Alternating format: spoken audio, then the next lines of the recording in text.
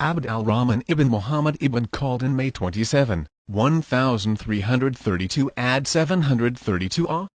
March 19, 1406 AD 808 AH was an Arab famous Muslim polymath, an historian, historiographer, demographer, economist, philosopher, political theorist, sociologist and statesman, whose treatise, the Muqaddimah, in which he pioneered a general sociological theory of history, shows him as one of the most original thinkers of the Middle Ages.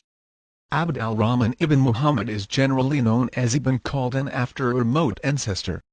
He is considered the father of demography, cultural history, historiography, the philosophy of history, sociology, and the social sciences, and is viewed as one of the forerunners of modern economics. Ibn Khaldun's of southern Arabian origin ancestors were from the Hadramaut, now southeastern Yemen, and he relates that, in the 8th century, one Khaldun ibn Uthman was with the Yemeni divisions that helped the Muslims colonize the Iberian Peninsula. Khaldun ibn Uthman settled first at Carmona and then in Seville, where several of the family had distinguished careers as scholars and officials. They settled in Seville after the Muslim conquest of Spain, and distinguished themselves in the political and intellectual life of the city. During the Christian reconquest of the Iberian Peninsula, the family immigrated to North Africa, probably about 1248, eventually settling in Tunis. Under the Tunisian Hafsid dynasty, some of his family held political office. Ibn Khaldun's father and grandfather, however, withdrew from political life, and joined a mystical order. Ibn Khaldun always felt attached to the cultural tradition of Muslim Spain. However, the biographer Muhammad Anan questions his claim, suggesting that his family may have been Berbers, who pretended to be of Arab origin in order to gain social status. Ibn Khaldun was born in Tunisia on May 27, 1332, 732 AH, into an upper-class Andalusian family. At the age of 17, the plague, or Black Death, reached Tunis. Ibn Khaldun lost both his parents to an epidemic of the plague which hit the city. His parents and several of his teachers died when the terrible epidemic that struck the Middle East, North Africa and Europe in 1347–1348, killing at least one-third of the population, had a traumatic effect on the survivors. Its impact showed in every aspect of life: art, literature, social structures and intellectual life. It was clearly one of the experiences that shaped Ibn Khaldun's perception of the world. Growing up in Tunis, Ibn Khaldun studied the traditional religious sciences including law according to the Maliki school as well as the rational sciences. His family's high rank enabled Ibn Khaldun to study with the best North African teachers of the time. He received a classical Arabic education, studying the Quran and Arabic linguistics, the basis for an understanding of the Quran, hadith, and fiqh. The mystic, mathematician and philosopher Al-Abili introduced him to mathematics, logic and philosophy, where he above all studied the works of Averroes, Avicenna, Razi and Al-Tuzi. He also was trained in the arts necessary for a career in government. Among his teachers, he was most impressed by Al-Abili, who came to Tunis in 1347, and introduced him to philosophy. Following family tradition, Ibn Khaldun strove for a political career. In the face of a tumultuous political situation in North Africa, this required a high degree of skill developing and dropping alliances prudently, to avoid falling with the short-lived regimes of the time. Ibn Khaldun's autobiography is the story of an adventure, in which he spends time in prison, reaches the highest offices and falls again into exile.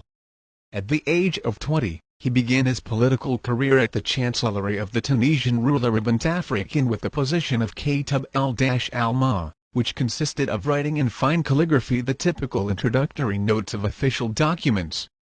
In 1352, the Sultan of Constantine marched on Tunis and defeated it. Ibn Khaldun, in any case unhappy with his respected but politically meaningless position, followed his teacher Abili to Fez. Here the Marinid Sultan appointed him as a writer of royal proclamations, which didn't prevent Ibn Khaldun from scheming against his employer. In 1357 this brought the 25-year-old a 22-month prison sentence.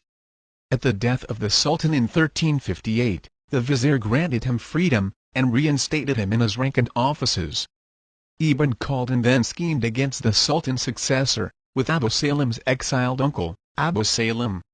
When Abu Salim came to power, he gave Ibn Khaldun a ministerial position, the first position which corresponded with Ibn Khaldun's ambitions. The treatment Ibn Khaldun received after the fall of Abu Salim through Ibn Amr Abdullah, a friend of Ibn Khaldun's, was not to his liking. He received no significant official position. At the same time, Amr successfully prevented Ibn Khaldun, whose political skills he was well aware of, from allying with the Sultan of Tlemcen. Ibn Khaldun therefore decided to move to Granada.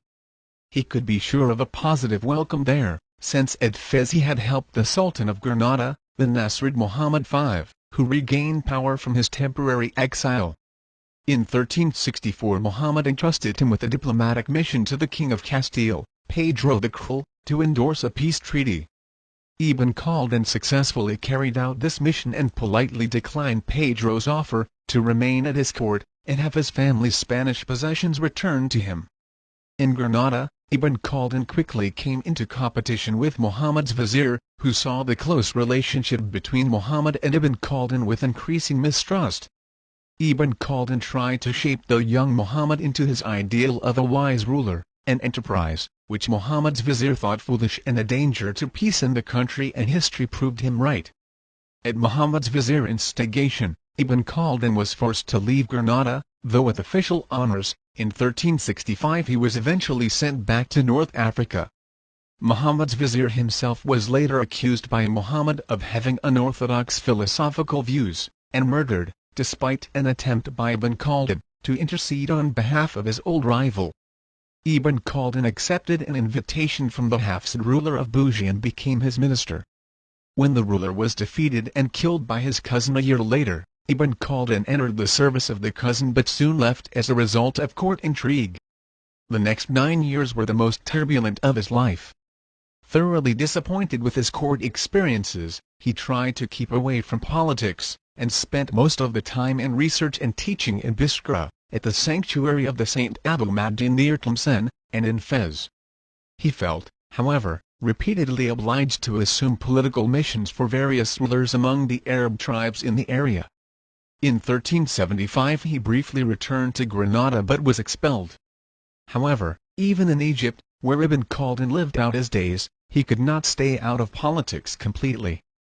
In 1384 the Egyptian Sultan, al-Malik Adhur Barquq, made him professor of the Kamiyya Madres, and Grand Cadi Supreme Judge of the Maliki School of Fiqh or Religious Law, one of 4 schools. The Maliki school was widespread primarily in West Africa. His efforts at reform encountered resistance, however, and within a year he had to resign his judgeship.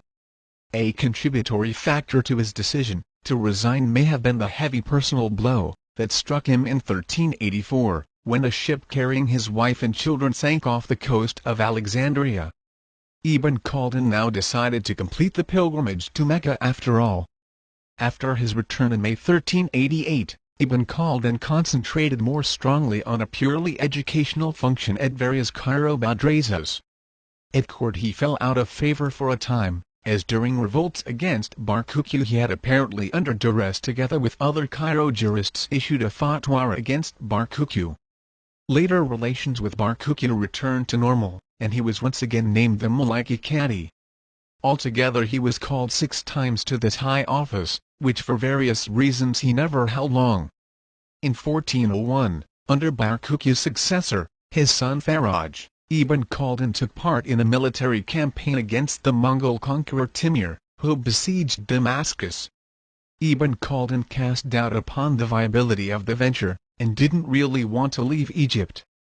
His doubts were vindicated, as the young and inexperienced Faraj, concerned about a revolt in Egypt, left his army to its own devices in Syria and hurried home.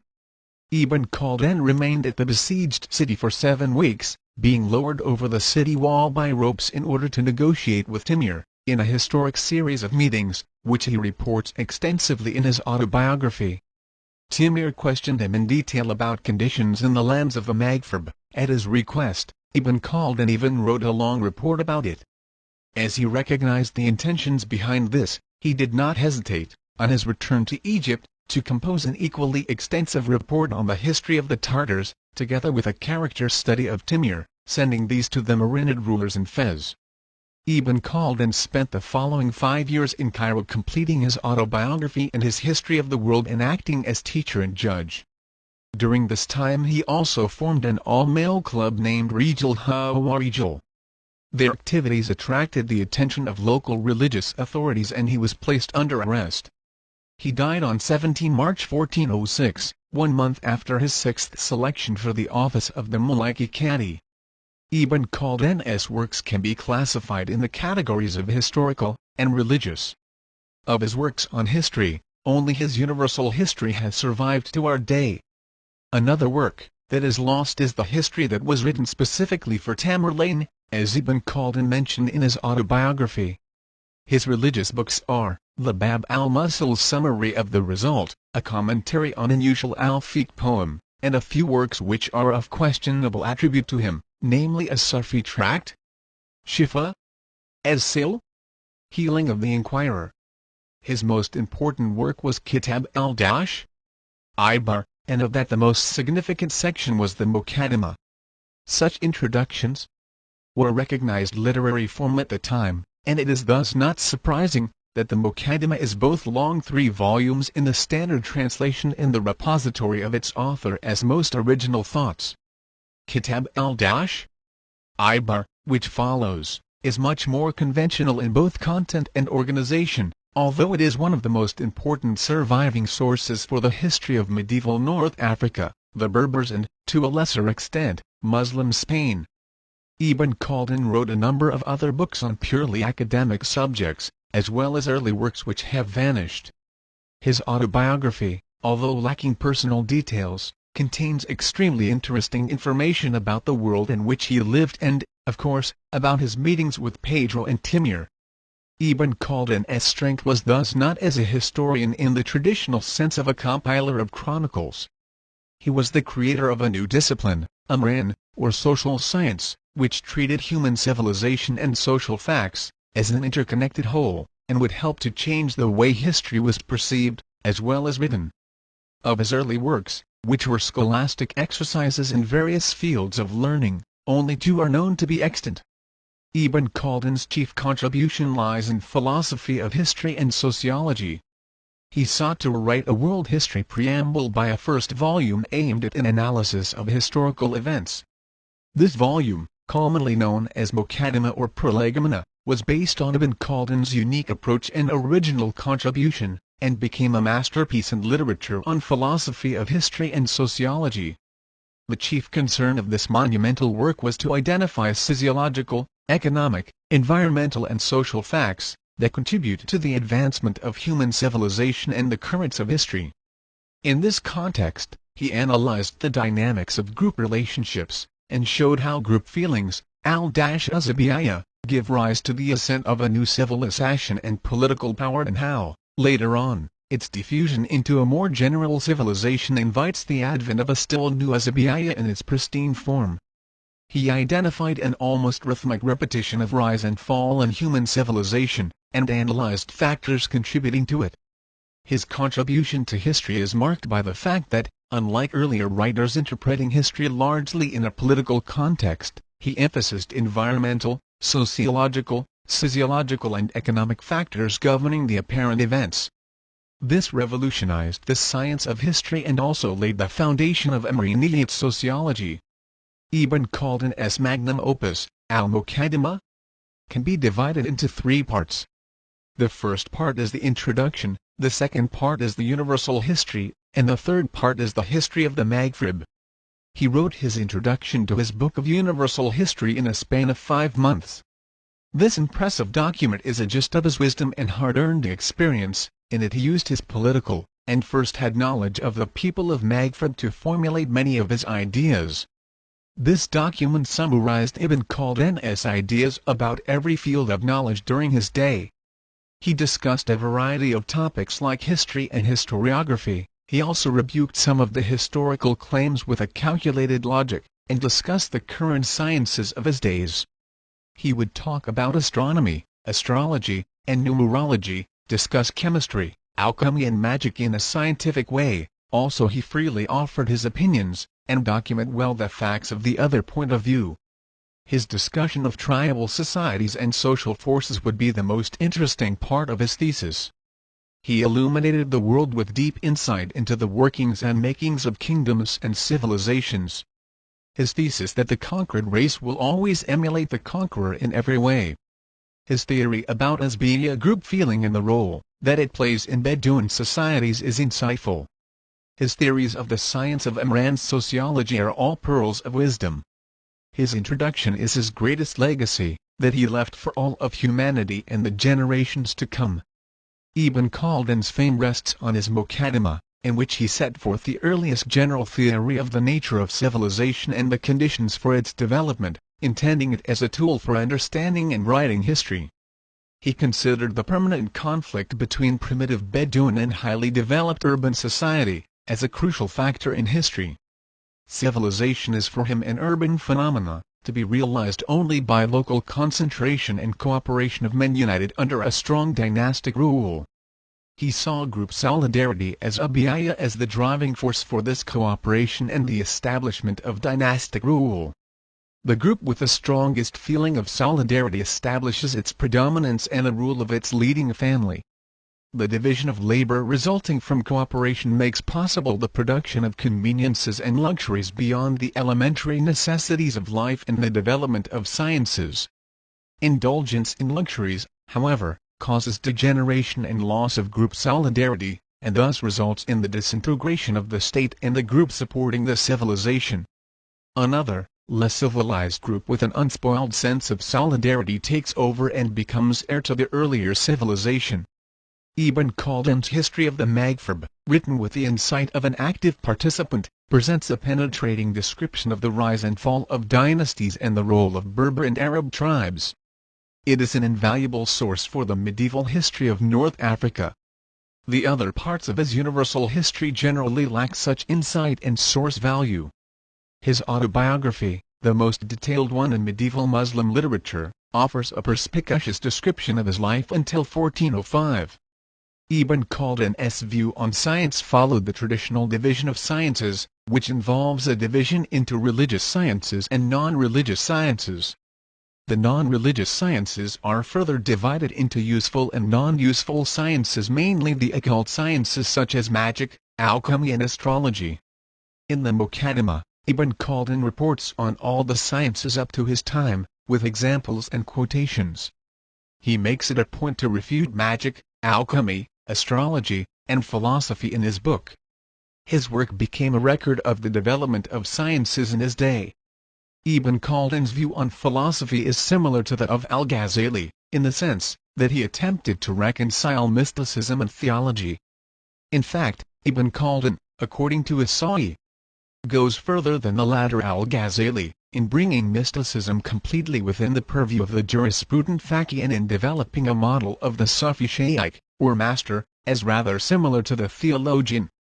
Philosophy was regarded as going beyond its appropriate level of discourse, in that the intellect should not be used to weigh such matters, as the oneness of God, the other world, the truth of prophecy, the real character of the divine attributes, or anything else that lies beyond the level of the intellect. Muqaddimah 3:38.